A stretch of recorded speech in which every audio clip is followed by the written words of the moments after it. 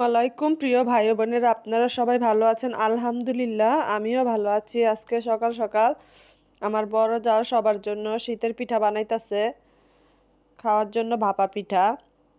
আর বাড়িতে অনেক মেহমানও আছে, খিচুড়ি রান্না করবে, তার জন্য বাজার থেকে মুরগি কিনে নিয়ে আসছে।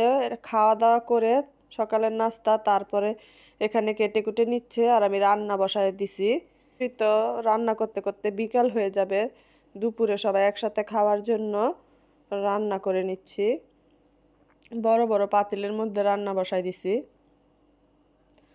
এখানে গরুর কলিজা, তারপরে গুঁড়া মাছ, ফুলকপি দিয়ে, তারপর শুটকি রান্না করে নিলাম, করা হয়েছিল, কিন্তু আর ভিডিও করা হয়নি। তারপরে এই যে দুপুরের আগে খিচুড়ি বসাই দিতেছে, কারণ খিচুড়ি রান্না হইতে কিন্তু অনেক সময় লাগে। এই যে আমাদের কিন্তু সবাই হাতে হাতে কাজ করে, বাবুর্চির দরকার হয় না। আমাদের সবাই নাকি রান্না করতে পারে, সবাই বাবুর্চি। আমার ভাগিনা দাঁড়িয়ে আছে বইটা নিয়ে, যে লাড়া দেয়। রান্না করার পরে সবাইকে খিচুড়ি দিয়ে দেওয়া হচ্ছে। বাচ্চার এসে পড়ছে। আবার অন্যখানেও খিচুড়ি রান্না করলে কিন্তু আমরা ওইভাবে যাই আনতে।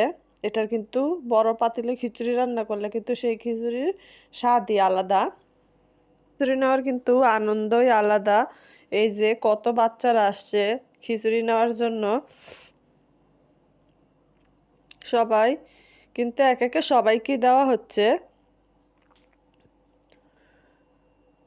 রান্না। তারপর মেলা, উরুস, গান, ওয়াজ মাহফিল, এগুলো কিন্তু শীতের দিনে বেশিরভাগ হয়ে থাকে। তারপর সন্ধ্যা সবাই সারাদিনে কাজ করতে করতে নাকি ক্লান্ত, চা খাবে, তার জন্য চা বানিয়ে দিচ্ছি। কাপগুলো রেডি করে নিছি। খেতে খেতে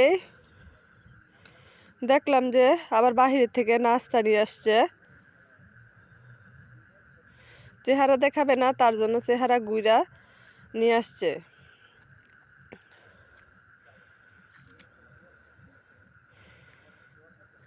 তারপরে এগুলো খাওয়ার পরে ওরা এসে বসে বসে যেখানে খেলতেছে, কি খেলে আমি নিজেও জানি না। সত্যি এই স্মৃতিগুলো কিন্তু অনেক সুন্দর শীতের দিনে, কারণ সবার স্কুল ছুটি হয়, পরীক্ষা শেষ, বার্ষিক, সবাই যার যার নানা দাদার বাড়িতে বেড়াতে যায়।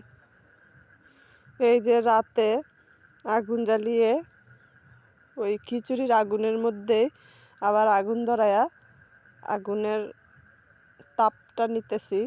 ঠান্ডার মধ্যে কিন্তু এই গরম তাপটা অনেক ভালো লাগে। আজকে এই পর্যন্তই।